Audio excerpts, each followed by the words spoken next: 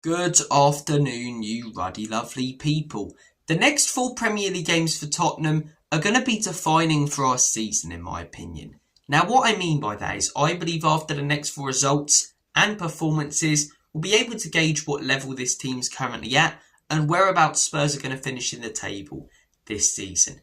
Can we miraculously get a Champions League place, which would just be an incredible first season for Frank and a great season for the players we currently have? Are we going to be competing for the Europa League place and the Conference League place?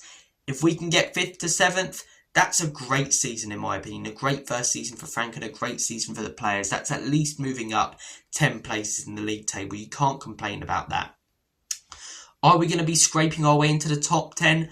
Not a disastrous season when you look at context, the bigger picture and where we were last season, but also not great. Or are we on course for another bad season? Not as bad as last season. It can't get worse unless you get relegated, and that's not going to happen. We already know that with the way that we're playing and the results that we're getting so far this season. But outside of the top 10 would not be good enough in my opinion.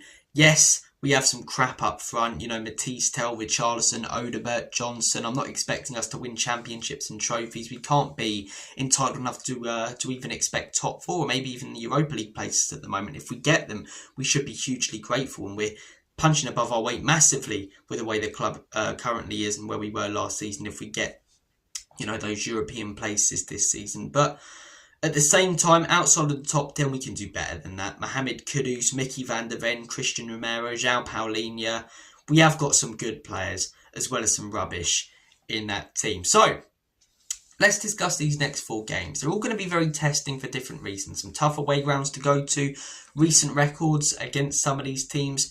If we can come out of these four games in a good place, if we come out of these four games having put in 3 or 4 good performances, having got 3 or 4 good results, I think we're on course for a great season. I really, really do. The first of the 4, Everton away.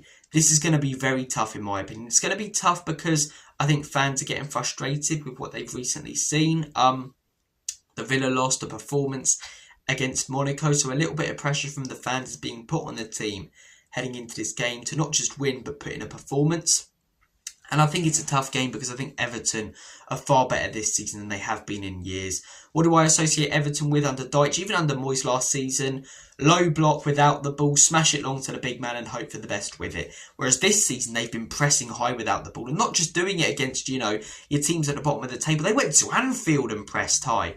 They're aggressive off the ball, and then with the ball, they're creating triangles in the final third, playing lovely tippy-tappy football going forward. They've got some real flair, some real exciting talent up top. Grealish, what a player he's been so far this season. So creative, back to what he was doing at Aston Villa again, and there were question marks if he'd be able to because of how much time has passed and the way that Pep sort of used him at City. But he's a player that thrives when he's given freedom on a football pitch. Iliman Ndiaye, one of the most underrated wingers in the Premier League. I see Spurs fans the other day debating, should we pay 60 million for this guy? 60 million's a bargain. Considering Semenyo's worth 80 to 100 million by the sounds of it, get Ndiaye for 60 million. Because this guy's just as good in my opinion. What a player. Dewsbury Hall being fantastic for them. Dibbling. A lot of hype around that kid. Beto still banging in the goals, getting more service this season than he ever has done before. They're a good side. The Hill Dickinson as well. Absolute fortress of a stadium. It really is. Crowd on top of you. It's becoming what Goodison was. 2 wins so far there this season in the Prem, 2 draws. They're unbeaten. So if people are expecting us to go to Everton, rock up, win this game 3 or 4-0, I think they're completely and utterly mistaken, and I think they're a little bit entitled. Entitled or just a little bit delusional about what this team can currently achieve. If we can go there and get a win though, that's massive. That's massive for building momentum heading into the next few games. That's massive when it comes to reinstilling that confidence that, the last week has sort of been fading a little bit that we built up at the beginning of the season. A win here would just be absolutely huge. And you know what? I'm going to predict it. I think Thomas Frank gets it tactically right.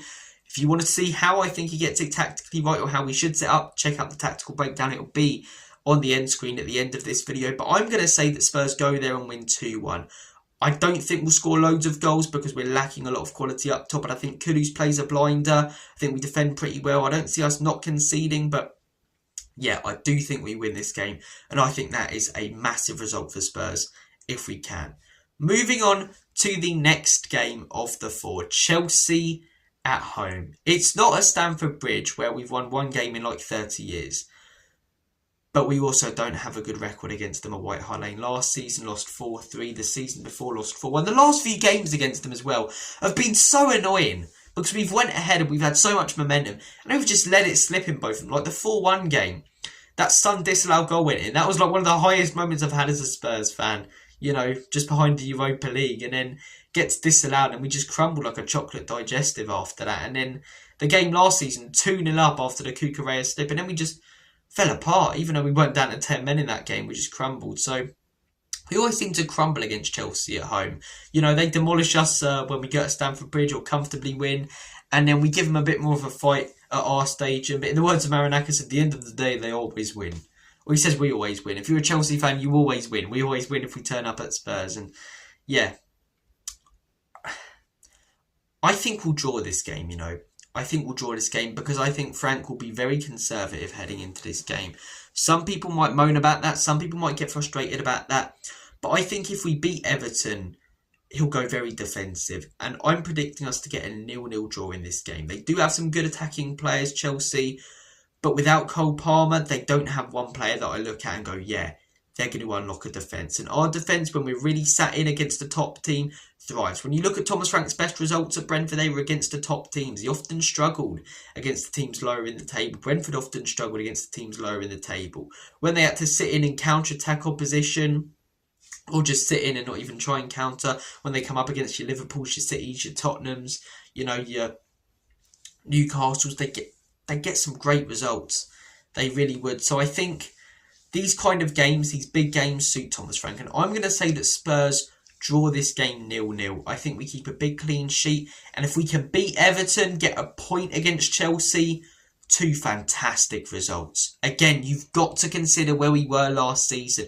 We can't be expecting this team to start playing like Pep's Barcelona, drinking Red Bull all of a sudden, or even competing for the top 4. We've got to take these results when we get them against top teams that finished so far ahead of us last season, you know, and we've got to be grateful for them if we get them. I'm going to say 0-0 in this game. Then we move on to the North London derby. I'll tell you what I don't understand, right? Whenever we head into a North London derby, people say form goes out the window. No, it doesn't. 9 times out of 10, the team with form heading into the derby wins the derby. Look at the last few years. Arsenal have been far ahead of us in the league. They've been a far better team than us, and they've won pretty much every North London derby apart from one at the Emirates under Ange. Then when we were, you know, flowing in great form under Conte, we beat them. When they were in great form earlier that season, we weren't. They beat us. Whichever team is more on form seems to get the wins in these games. Under Pochettino, we were beating them a lot more often than they were beating us. So, look, I think we'll sit in this game similar to how we do against Chelsea, but I do think we lose it. I think we're pretty switched on when it comes to defending set pieces and attacking them under Thomas Frank, but I think Arsenal are almost unstoppable from them. I'm going to say, as much as it pains me to admit this, that Arsenal win this game 1-0. I think we've got to take after, if we do lose this game narrowly, the emotion out of it a little bit and look at it more objectively. Not, it's disgusting to lose against Arsenal again. It's painful, but you've got to look at them not as rivals heading into that after that game if we lose it, but as a team that are very likely going to go on to win the league and that have finished second in the league and been competing for the title, you know, 3 seasons in a row. It's funny that they haven't been able to get over the line, but last season, you know, we finished 17th, they finished second. If we can go there, give them a great game. If we can get a result, I will be absolutely over the moon. I don't see it in this one, though. I think we lose 1-0. And that takes us nicely on to our next game. Manchester United away. Great win against Liverpool. I don't know where they'll be in that next game, though. They could, like, lose 2, win 1. They could lose all 3. They could win all 3. Man United are so unpredictable. If they win all 3, that fella with the long hair finally gets to have a haircut. So he'll be praying that they do. But I'm quite confident about this game. Even if we lose the Arsenal game, I'm quite confident that we get a win here. We've got a great recent record against Man U. We beat them 4 times last season, even though that was under a different manager. That's got to be going around Amrim's head and the players' heads when they head into that game. So I think we rock up at Old Trafford. I think our counter-attacking system suits away games more than it does home games. And I'm going to say we get a win there. I'm going to say that Spurs win this game 2-1 away from home. And that would mean that we win 2 games out of these next 4, draw 1 and lose 1 narrowly to Arsenal. If those are the results that we get, If we put in good performances in a majority of those games, I think by the looks of it, the way the season's going, the way that points are going at the moment, we'll probably be around where we are now, 6th, 7th. If we come out of those 4 games, 6th, 7th in the league table, then head into a little bit of an easier run against some more winnable teams, I take that all day long. And if we can come out of these games with good results, I think we're on course for a very, very good season when you look at where we were last season. Come out of these results though with poor performances, a complete lack of momentum, lack of good results. The fan base, we know they lack patience. They're going to be getting on top of Thomas Frank if we lose a majority of these games. If we, draw even a majority of these games, our fans just have zero patience, even in managers' first seasons. And I don't get it in football now. Managers just come in the door, they have a few poor performances, and people say, questions have to be asked after a couple of bad results or bad performances. Like Glasner lost, or he didn't lose his first 10 games. I think he didn't win his first 10 games. And he's the guy people now who are questioning Thomas Frank is saying we should have got, or we should get if Frank goes. It's like, what manager comes in and has a brilliant start at Spurs with what they have at the football club? Thomas Frank has worked immediately on the defence because that was the biggest problem last season, and he's worked on it well. We're a very good defensive team right now. And the attack, in my opinion, whilst he's trying to work on it, I don't know what more he can really do. Teams can limit our attack by just limiting Kudus because the striker options and left wing options we have are pathetic. Where I'll judge Thomas Frank more, I've always said this, is in his second season when he's got the players, when he's got a fit Solanke, a fit Kulusevski, a fit Maddison if he's still there, a few more signings. Simmons surely has to have hit the ground then.